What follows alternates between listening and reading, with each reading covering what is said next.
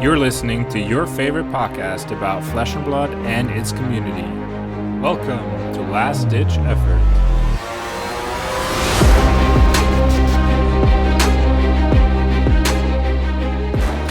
All right, welcome back to this week's episode of The Last Ditch Effort. My name is Maurice, and I am joined by my co-host Patrick. Hi, I'm good. Hello, everyone. Merry Christmas and happy holiday season to everyone. How are you?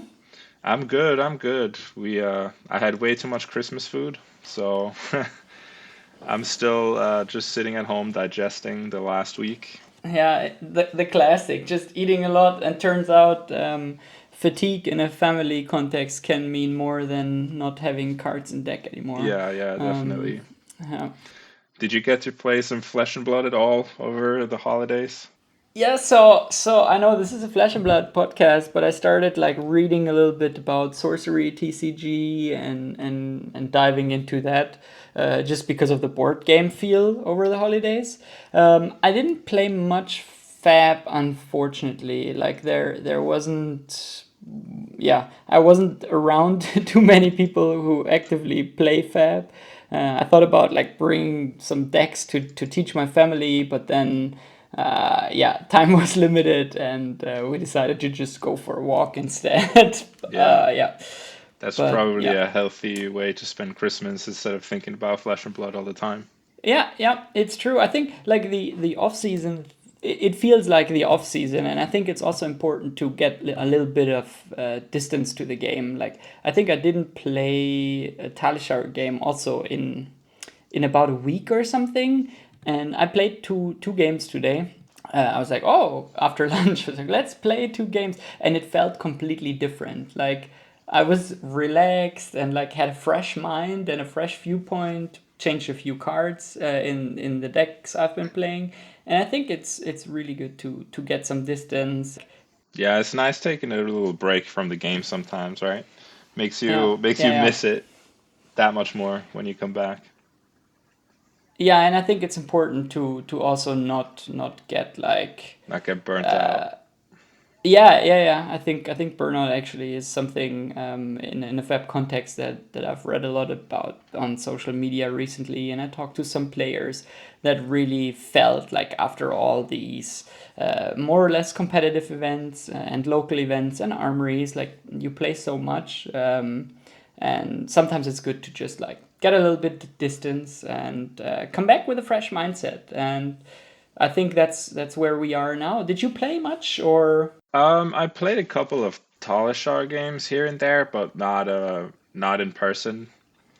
But yeah, I also was like on a bit of a Flesh and Blood break, honestly. I've been enjoying these like Christmas season all of December. Even at the armories, I played like two armories where we just played Team Sealed, and it was not super try hard, right? You just have fun. And it was great. I had a lot of fun. But yeah, over the last couple of days, not a lot of Flesh and Blood. Yeah, I played a Team Seal too.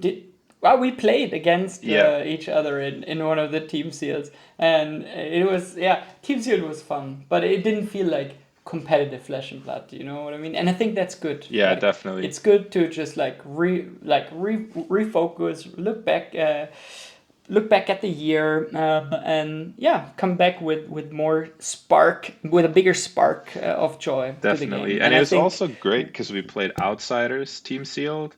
And honestly, at this point, Outsiders already feels like it was so far, like so long ago that it felt really refreshing to play some Outsiders again. I love that set. yeah. You hate playing against Codex of Frailty Oh yeah, though. that We was when brutal. we played against each other. I was on Azalea and I had this bonkers almost CC like Azalea deck. And then I'm like on death's door and just play a Codex, get out of the Kodachi lock, swing back, win the game. It felt so good to open that in the Team Sealed. Yeah, so that's that. We're back. I think tomorrow is an armory. I will be playing. I don't know if you will be playing. Yeah, I'll try to make it. I'm Um, excited to get back into it after taking a little time off. Sounds great. So now that we talked a little bit about Christmas and taking a break, why don't you tell us what today's episode will be about? I have one more very important question for you. Okay, or yeah. Did you get your Squizzy and Floof? I got the rainbow falls Squizzy and Floof. Yeah. Tomorrow will be the last chance to Ah, get I it. see, I see. So you really have Uh, to try your best tomorrow, eh? yes. Maybe. I don't know if Prism is the best deck to bring, but I will play Prism and I'll get my Cold Foil Squizzy and Floof with Prism before new Luminaris. Yeah, it will be so much sweeter to win with Prism when everybody says she's not good, right? Exactly, exactly. All right, then let's get Cool. into All this right. week's topic. Yes. What is this week's topic? So this week's topic, because we're kind of in this mid point between sets, we figured we would talk a little bit about an aspect of Flesh and Blood that doesn't get a lot of podcasting time, which is the judge community. It's honestly one of the most important pillars that like makes this game work. All the events that people talk about, every single like bigger event, but even, you know, Pro Quests, Road to Nationals, Nationals themselves, you need a ton of judges and you need dedicated and motivated people to take over this role kind of as volunteer work, right? Yeah, yeah. So yes, it's sort of volunteered. I mean, judges get their fair share on of product, and if you travel, you have the chance to get reimbursed and things like this. But I still think it's like it's judging an event feels more like giving than it feels like taking. Exactly. So first of all, why are we even talking about this? Aren't there enough judges? Like, and so far, every event I've been to has had a judge or has had enough judges to at least run the event. Yeah, that's true. Most of the events I was the judge, right? Exactly. So great. That's a solution. Yeah, so there is this thing called Judge Hub, which is like the community of judges. They're all registered there. You can do the exam. We'll go a little bit into detail later, but there you can search for judges around you.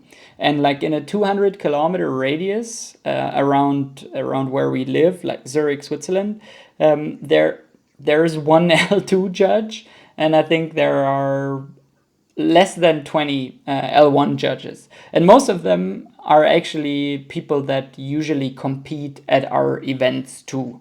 Right, so there is, I think in Germany there is one, in southern Germany there is one L2 judge, and I think the all the nationals in Switzerland he was judging, if I remember correctly, at least the two events that I participated in, we had the same judge, which is fine, right? But if those L2 judges are in such high demand, sometimes they may be asked to judge an event or two events that are at the same day or back to back to back on a weekend or something like this.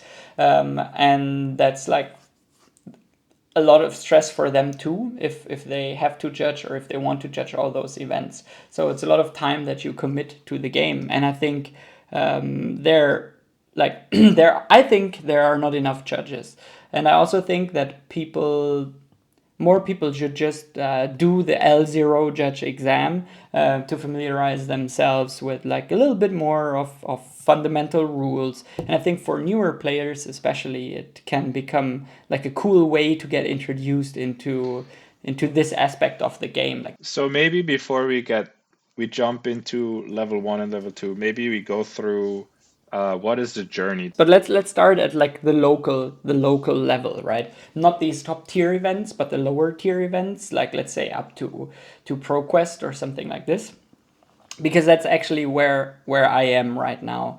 So you can go to the Judge Hub forum. There is let me quickly open this. It's like judge.faptcg.com. That's the website, the landing page. You can make an account and things like this. And then you can you have this tab called exams, and then you can make an exam and start your journey to become an L0 judge, right? So to become an L0 judge, you just need a gem number. So anyone with a gem number can take this exam, and there is a passing grade of a certain percentage out of 40 questions that you need to answer correctly in order to become a certified L0 judge. Yeah, do you want to go into more detail for the L0? What does that mean now that you are an L0 judge? Exactly. I took the L0 judge exam a while ago. First of all, it's the first step to take if you want to take judging more seriously. But it is also just a way to really understand the rules of the game on a more structural level. Not only will you be able to understand like what the cards do, but also why they do what they do and why certain rules interactions work the way that they work.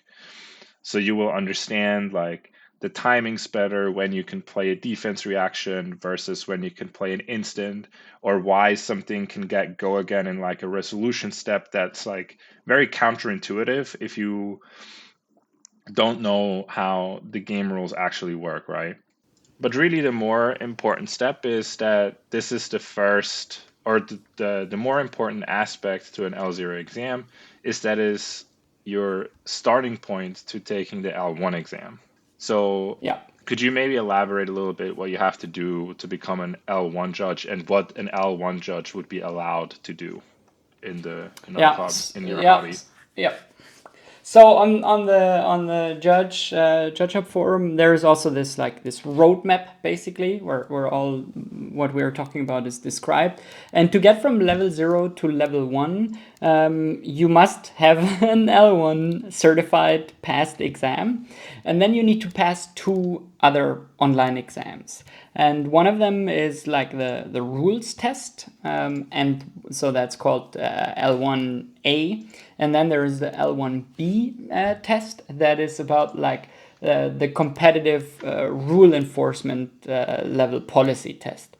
And yeah, you need to pass both of them. And whereas the L0 you can do over and over again without a reset timer, the L1 tests, they have a timer. So if you don't pass them at the first time, don't worry, you can do them again. But I believe there is a reset time of 90 days. So if you fail, you can just wait 90 days and to take the exam again. And I think the L1 is more diving more into like rule enforcement questions and like just code of conduct and things like what you have to watch out for at bigger events that you are part of the judging team or the judge team, and how to solve problems that occur and how to solve misplays and like gameplay infractions and things like this.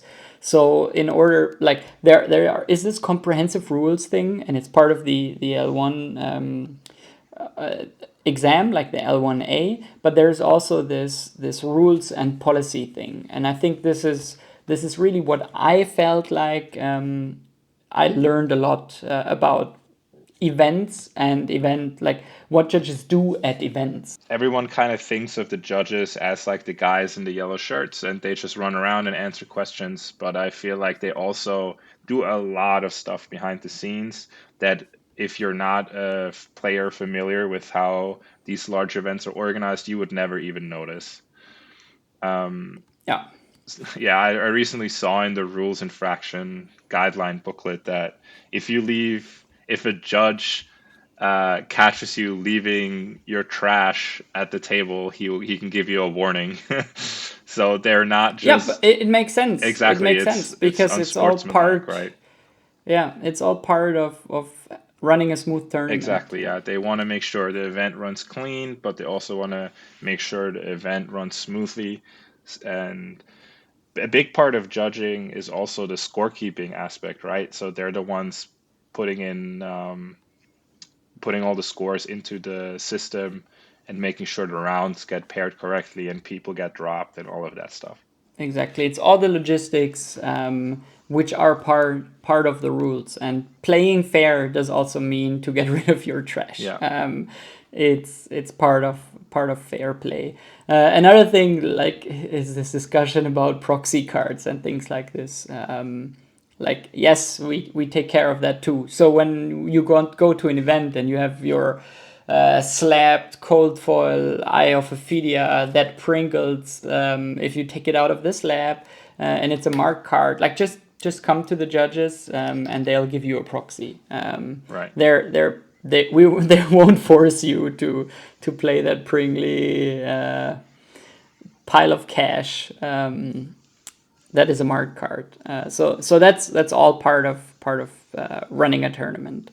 What level event would you be able to judge as an L1 judge? Like, you know that yourself, right? Because you passed the L1 exam. So what events are Yeah. you allowed to run by yourself? So I think you're allowed to judge basically any event, but you are not allowed to be the head judge of higher tier events. So don't quote me on that, but I believe everything higher than tier 2 events, you're not allowed to be the head judge if you're not an L2 judge yet.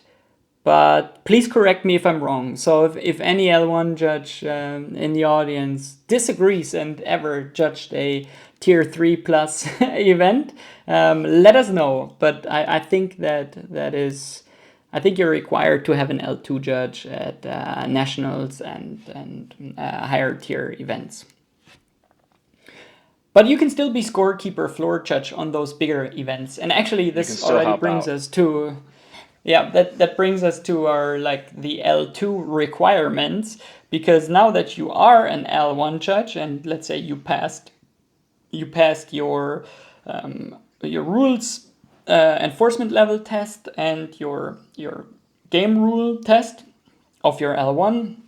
Now you want to become an L2 an L2 judge, sorry. And then again, there are those tests you can take to become an L2 judge, which again, you have this L2 rules test and you have an L2 competitive rule enforcement level policy test. Again, with this 90-day cooldown period, and those are a little bit more difficult questions or more complex interactions and things like this. And one thing to keep in mind here is, when you do the test, you are allowed to read in the rules, right? It's not that you have to drive somewhere, sit in an exam room all by yourself.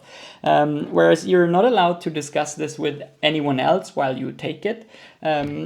But you can still read, like, the rules and the rule enforcement level things and the policy in the rules when you do that. And that's also what you do when you judge an event.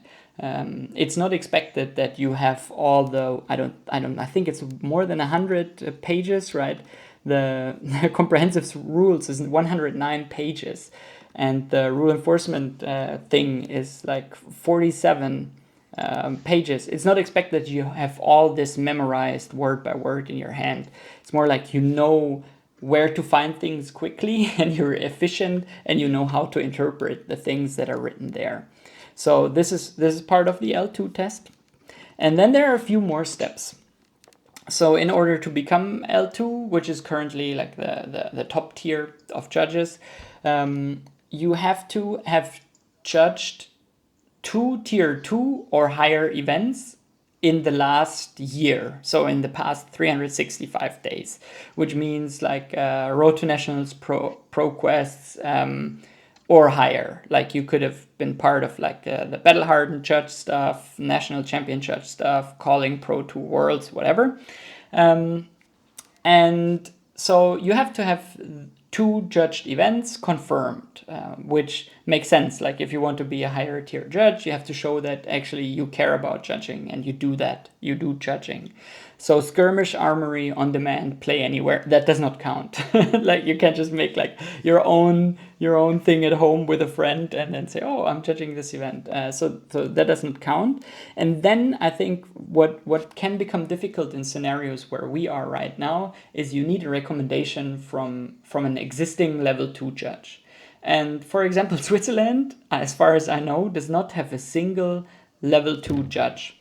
So if any of us would want to judge the nationals in Switzerland, we would need a recommendation from someone that is a level 2 judge already, which we do not have in our country, which means we for sure need to travel to another country, to a bigger event, to work together with an L2 judge that then potentially can mentor us and can give us a recommendation. It's not something that you just like write an email like, "Hey, L2 judge, please write recommendation." LOL. No, they really have to see that they will refer you, so they have to be sure that you are actually suitable for to become an L2 judge. Yeah, and as far as I understand Um, it, people also take this quite seriously. It's not like the people that are judging take judging seriously enough that they would not just write you a recommendation because you asked for it, right?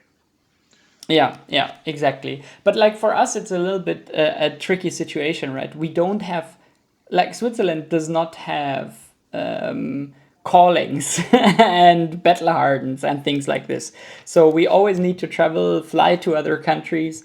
And then usually it's like, oh yeah, we play in those events. It's again, Yeah. we're back to this. Oh, do you play an event? Do you judge an event? So it can become a little bit tricky, I think, to get like the first couple of L2 judges Not into only your that, but country. then the other way around as well, right? If we wanted to host a battle harden here in Switzerland, we would need to fly in a judge from somewhere. We could not just like ask someone here to do it.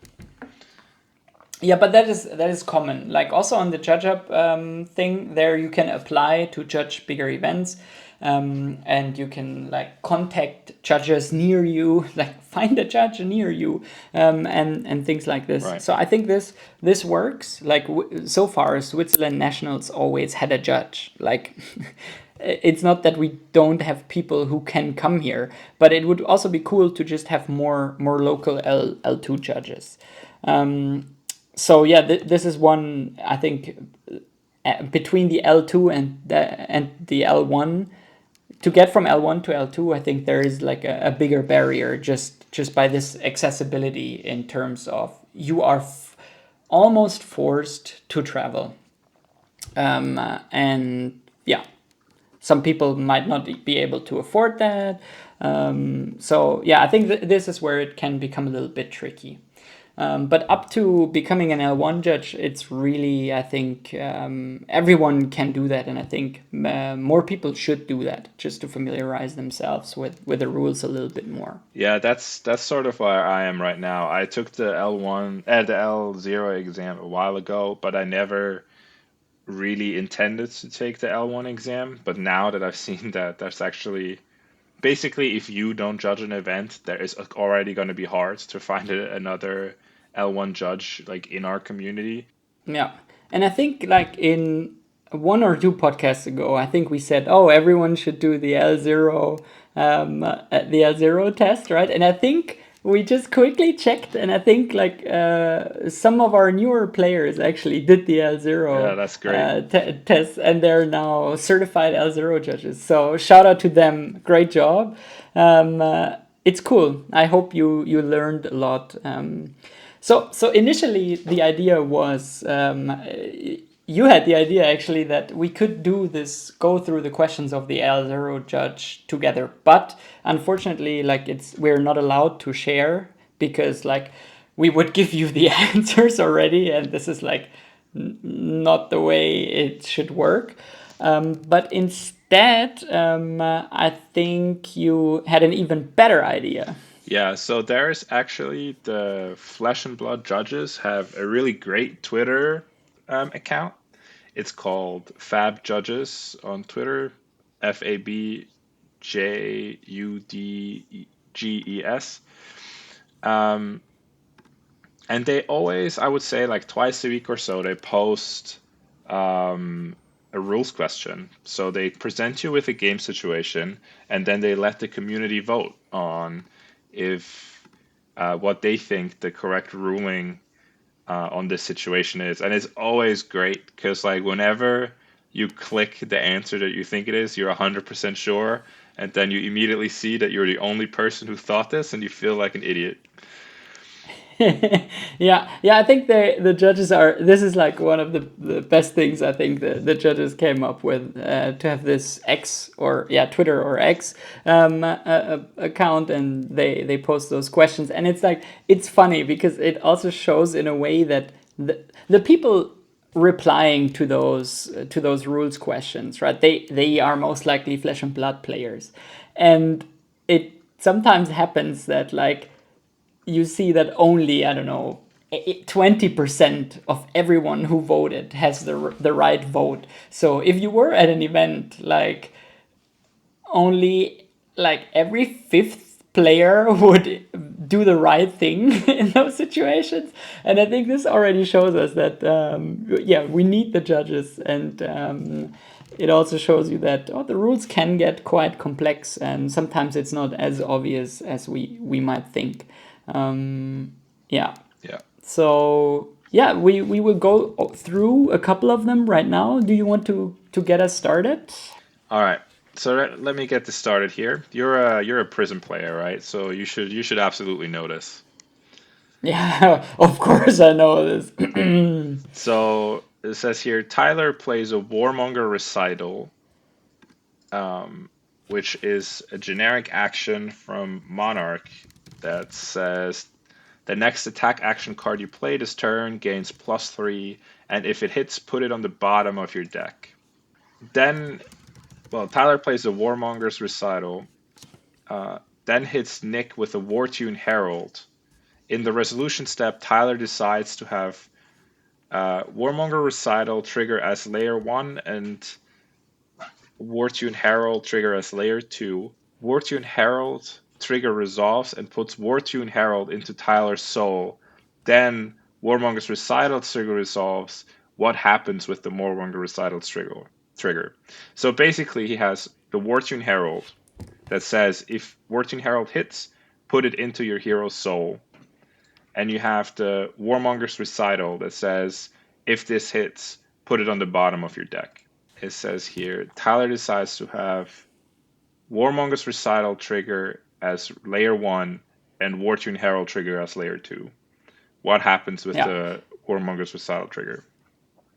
Yeah. So this is, before we read out the potential answers, this is already like, this is the question about layering, right? You have two things that happen at the same time. The active player decides the layering, which is described in the question, and then the question is, how do they resolve?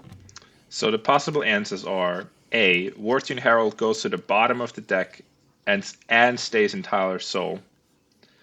B, Wartune Herald goes to the bottom of the deck but is removed from Tyler's soul. Or C, it does not move Wartune Herald to the bottom of the deck.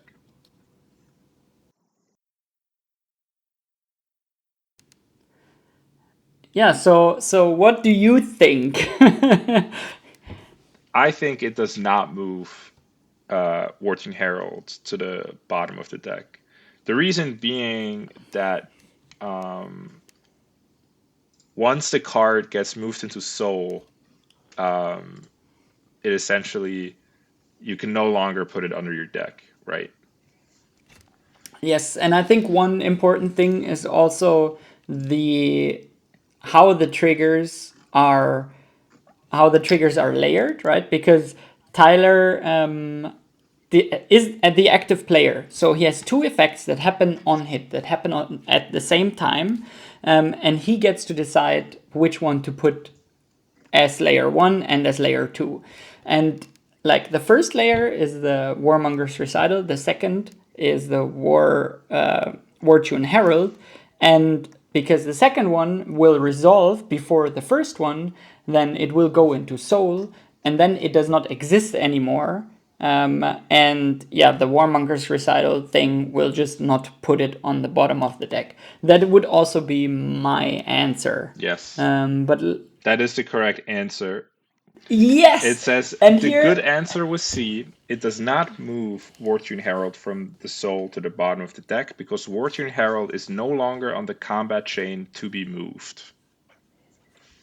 perfect. So it seems like we had it right. And also here, 84% of the community that voted, is like 274 votes, were actually correct. So this is a question where if you would just yell into a room the question, then like by crowdsourcing, you would get the right answer most likely at your local armory. Yep.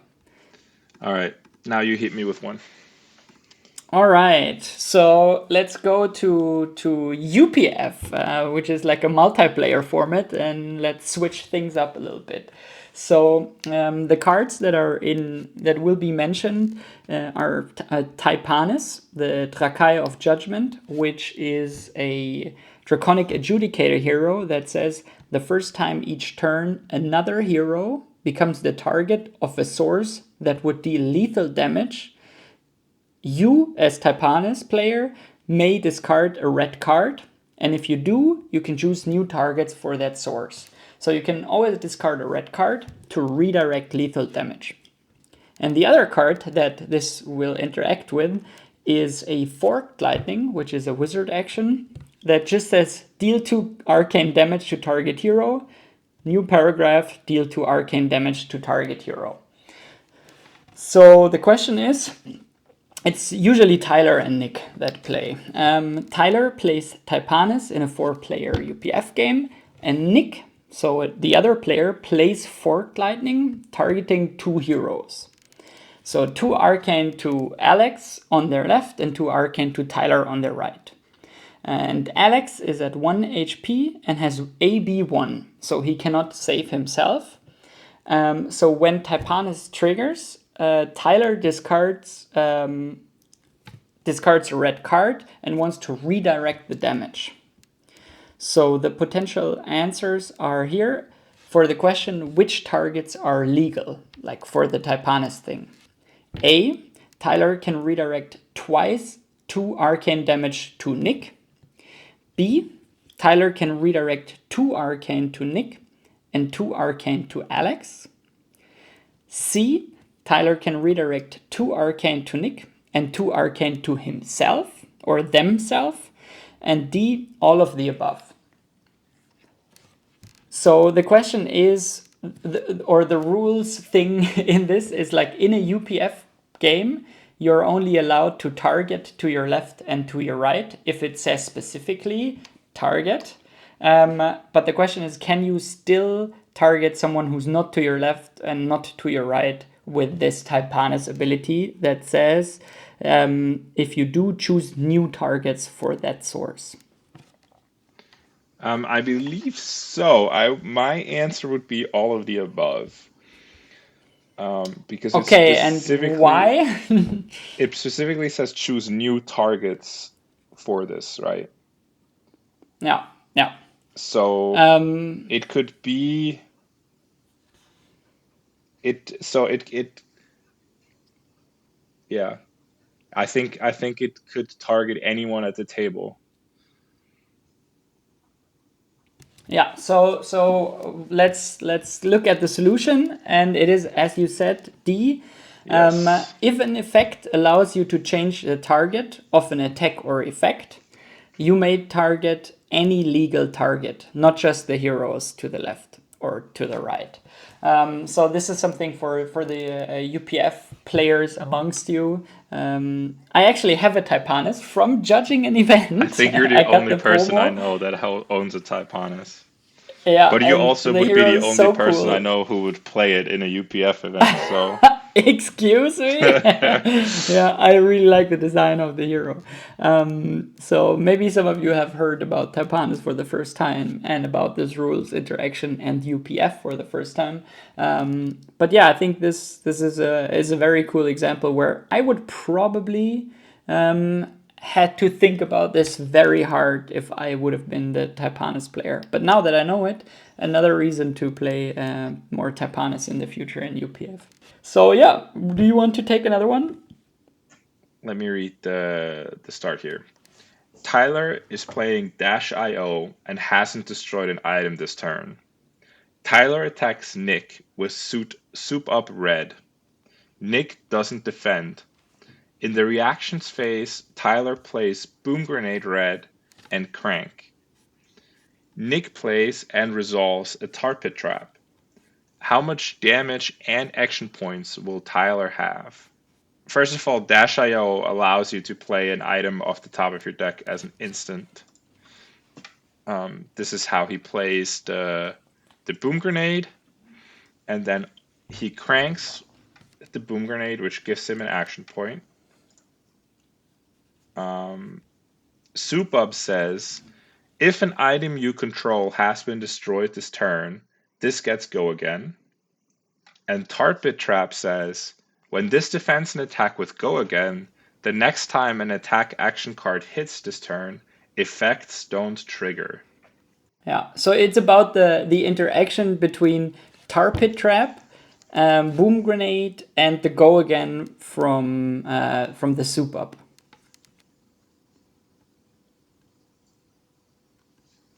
And I think this is this is like one of the complex ones. So because it's about does the Boom Grenade deal damage, or when does the Go Again of the Soup Up trigger, and it does trigger when it hits, and the Tar Pit Trap prevents the on hit if it has Go Again. But I think because the Soup Up does not have Go Again until it hits, the Go Again will resolve. It will get you, so you have this one action point from the Boom Grenade, you have the one action point from the Go Again from the Soup Up hit, and the Boom Grenade triggered. So I think it is D, 5 damage and 2 action points. Yeah, that is correct. The good answer was D. Only 41% of players got this correct. The good answer is D, 5 damage and 2 action points. Tyler gains 1 AP from cranking the Boom Grenade. Tar Pit Trap's resolving effect doesn't occur because Soup Up did not have Go Again when it resolved, so the on-hit effects occur. Boom Grenade will detonate during the resolution step for 4 damage. Soup Up will gain Go Again during the resolution step and will grant an action point during the link step. Yeah, there you go. So it's because the Go Again action point basically that you get back is in the resolution step, and you will get the action point in the link step. But I think you really need to understand how when defense reactions trigger, what's considered played when, and like how the steps of an attack really play out here. So I had this question, I think, at least 3 or 4 times at our local armory already. And I think, it's still, some people still not fully answer this correctly. So the cards that this is about is the Nitro Max, the new hero that can create a hyperdriver as an ability, and all hyperdrivers have crank. It is about hyperdriver, and then the last card the interaction cares about is Master Cog, which is the legendary gem from Bright Lights, which says when this is pitched, you may put a steam counter on an item you control with crank, which in the max scenario, a hyperdriver is an item with crank. And the question is, Tyler, playing Max, has a hyperdriver token with 1 steam counter in play and has boosted this turn. They activate Max ability, pitching Master Cog. What happens next? And the potential answers are A, you can only put a steam counter on the hyperdriver already in the arena. B, you can put a Steam counter on the hyperdriver in the arena or the one on the stack. C, you can reorder the triggers to put a Steam counter on either hyperdrivers. So it cares about when is the item on the field that you can put the Steam counter from Master Cog on. And I think this already gives you an idea about what the right answer is. Yeah, so I believe the answer is A, that you can only put a Steam counter on the hyperdriver that is already in play. Reasoning being that you pay the costs of the effect before the effect resolves. So you pay the cost for max ability. Max ability goes on the stack, and then Master Cogs triggers, and you can put a counter onto an item. Yep, and that is correct. So the correct answer is A, because when the max ability is activated and the cog trigger resolves, it can't choose the new hyperdriver because it's not yet created, right? And I think it's funny because B already gives you, in a way, the answer, because it says you can put a Steam counter on the hyperdriver in the arena or the one on the stack. So yeah, the second one is still on the stack, so you can't put a Steam counter on something that is on the stack and not yet resolved. The Steam counter will just fall down. Yeah, so I think for those of you lucky enough to open a Master Cog in limited, this might have been relevant, or for the max players amongst you. Really cool cards though, and really cool interaction, I think. Yeah. Let's do a Boltyn one. I feel like this might be Yay! Everybody loves Boltyn. especially interesting for newer players, because I feel like it's a lot of newer players are a little bit confused about how the combat chain works exactly, and this is a question that's gonna target that a little bit. It says Tyler attacks Nick with Raiden with +3 power from charging this turn. Tyler activates and resolves Helm of Sharp Eye, banishing Illumina Ascension, then activating Boltyn given it go again. Can Tyler play Lumina Ascension? So the wording here is quite important. Let me read you Helm of Sharp Eye real quick. Attack reaction. Destroy Helm of Sharp Eye, banish the top card of your deck. You may play it this combat chain. Activate this ability only if your weapon if you control a weapon with with greater power than twice its base. And then Illumina Ascension is a Light Warrior action that says until end of turn, weapons you control gain +1, and if it hits, reveal the top card of your deck. If it's a light card, put it into your hero's soul and gain 1 life. Otherwise, put it on the bottom of your deck. And Boltyn says if you've charged this turn, your attacks get +1 while defended by an attack action card. And also as an attack reaction, banish a card from Boltyn's soul. Target attack with power greater than its base gets go again. And Raiden is a base 0 Light Warrior weapon sword that says for 0 attack, if you've charged this turn, Raiden gains +3.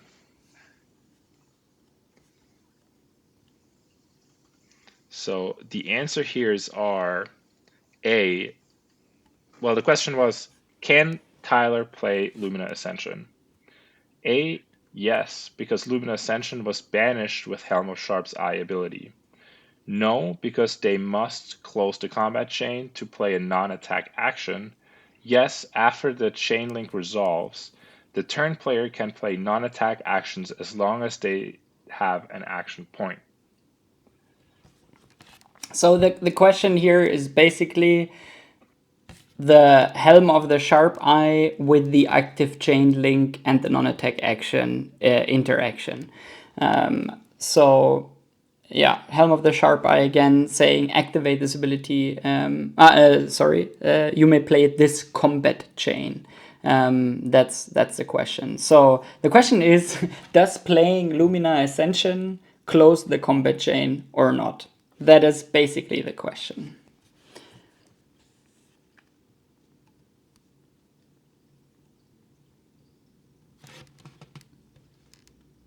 And I think I hope you had enough time to think. If the spirit would be in play, I think it would work. I'm not the one that I think it would work. Yes, because you could play it as an instant. But I think because spirit is not in the field, it would cost you an action point. So you would play the non-attack action, which would not be on the active chain link or not on the active combat chain. So I think that you cannot play it. Correct me if I'm wrong. So your answer is B, no, because they must close the combat chain to play a non-attack action. Exactly, yes. Okay. Yes, you are correct. It is B.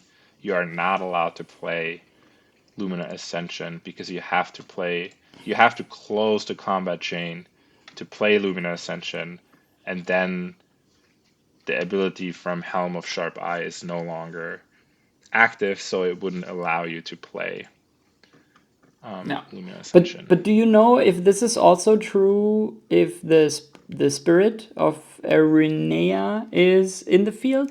I think no, right? No, Then you would be able if to play Spirit the of Lumina. Arena is in the field, you are allowed to play it.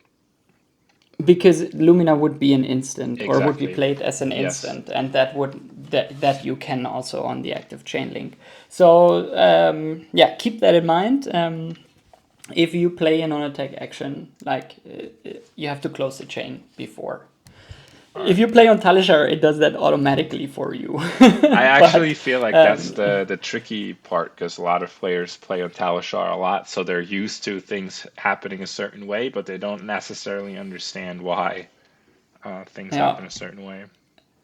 that's whenever before I play a non-attack action, I say close the combat chain. But yeah, that's yeah. Some people might think it's weird, but that's what it is.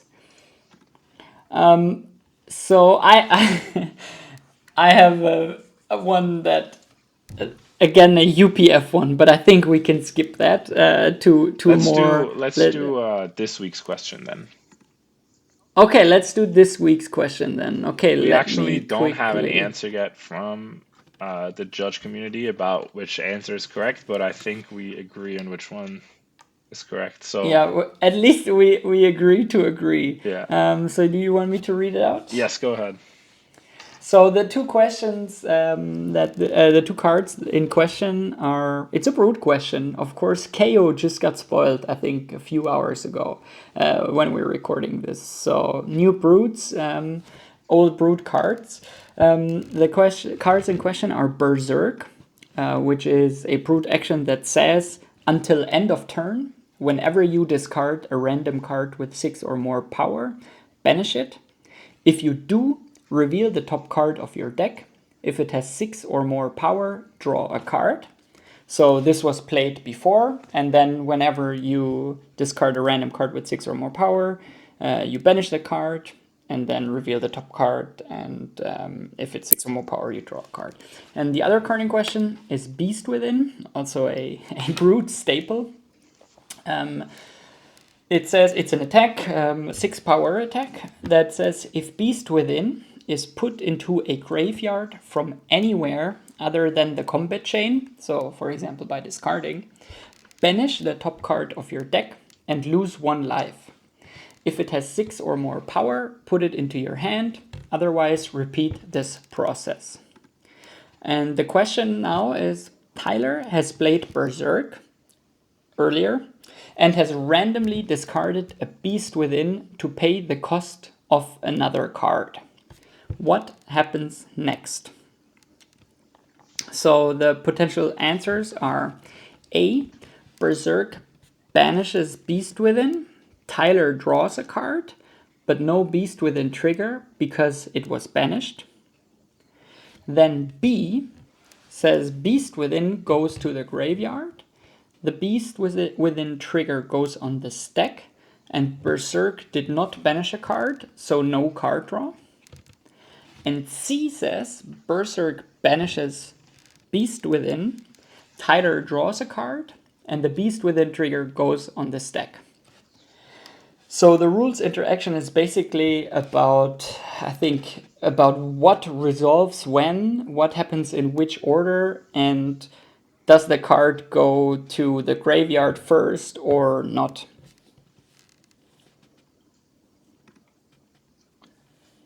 So So what do you think? my intuition says that when Beast Within gets discarded, it goes to the graveyard first. So basically, what happens is Beast Within gets discarded. Um, Beast Within's ability goes on the stack. Then it gets banished because we have to resolve Berserk's ability to the end. So we banish it. If you do, reveal a top card of your deck. If it has six or more power, draw a card. So you get the card draw. Um, you get the card draw from Berserk, and then afterwards the Beast Within trigger resolves. So my answer would be C. Yeah, and I think this is what, so far at least, the community seems to agree on, 66% until now. But I also believe, so I was a little bit surprised that you could not choose the ordering because you have both effects. But I think C is indeed, or C could indeed be correct, because yeah, first you discard the card as part of the cost, and then you have this replacement effect from Berserk, because I think this is not something that goes on the stack. I think this is just something that is a replacement effect. And then you have this Beast Within trigger that goes on the stack when you have the Berserk that is from the discarding. So yeah, I think this is actually what is happening. But it would be funny that like this is the one we have wrong. So yeah, next time you'll hear us either apologize or Yeah. celebrate. Let us And know which answer you think is correct on this one. Or even better, head over to the Flesh and Blood Judges Twitter account and answer it yourself. exactly, I think that you should all do. Yeah, I think there are so many more of these examples, but I think we're running already a little bit long.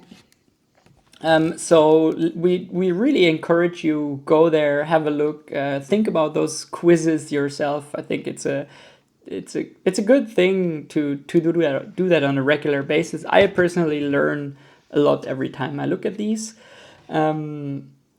Yeah, head over to the Judge Hub, and have a look at yourself. Maybe you want to do the L0, L1, L2 road. Maybe you want to judge some events. You can also approach the judges. There is a judge Discord too. So the Flesh and Blood Judge Hub Discord, where you can reach out to judges, ask questions about rule interactions. You'll usually get super fast responses. There are discussions about rules. You have a lot of resources there too. So there is really, the judges are approachable. You can approach them. You can provide feedback. You can ask about complex rule interactions, and someone will get back to you super fast and give you a very detailed rule-based answer in really no time. So thanks again to all the judges that do an amazing work, that reply on Discord, that ensure that everything is running as smooth as it actually is right now. So before we end the show, what's your goal for 2024 in Flesh and Blood and in judging? Oh, so in terms of judging, I took the L2 tests, and I have to repeat one test because I had one too many errors in one part of the exam. But I'm really considering to maybe judge bigger events next year where I would have to travel in order to get in touch to L2 judges and to more judges, because like I'm the small island here basically, and I don't talk to too many other judges at events, unfortunately, except the ones that I know and usually judge events with here. So maybe, yeah, I'm still considering, like, because I also, in terms of Fab next year, I want to improve as a player. Of course, everyone does, but really, I think getting a PTI is something that I would want to just to prove myself. I can earn a PTI. Getting a PTI, I don't mean buying one, but I mean like earning one. And if I judge all the events that I can get PTIs, then it's harder for me to get one. So it's like this thin line. And yeah, I want to judge some events, but I also want to play some events to increase my chances to get PTI. What about you? Yeah, I think my goal is to attend a level 4 event. I have not yet decided. Like, I preferably would like to play in one, so either the World Championship or a Pro Tour. Maybe I'll try to go as a judge if I can't get a PTI in time or something. I'll Yeah, try to yeah, apply as okay. an L1 judge. No, but so far all of the big events have always eluded me, and at this point I really, really want to go to one, even if it's just to play, I don't know, a calling or some side events. I don't care at this point. Yeah, I think that's a good, yeah. So also the PTI is basically a shared goal then, right? Yes, definitely. So we will Yeah. be competing for every PDI here in our local community. But also, I do want to step up my judging, and I want to take the L1 exam for sure. Thankfully, I have you to fall back on if I have any issues or questions there. So I feel like that should be a very doable goal. So I think the goal is probably having judged at least one event by the end of the year. Yeah, that's good. We'll see. I think it's also possible like to judge together. Like let's say I'm judging whatever a PQ event. It's always possible to, if there are enough players, right? It's Yeah. reasonable to have more judges, and then we can ask, oh yeah, Maurice wants to join forces judging this event, and I think we can make something happen there for sure. Because I think one PQ already, I already said, yeah, I'll judge there. So if you would be interested in that, I think we can figure something out there. I think there's also something we should also mention here. I think we also have more shared goals in the next year regarding the podcast, right? So of course I want to keep this running. I'm enjoying this a lot.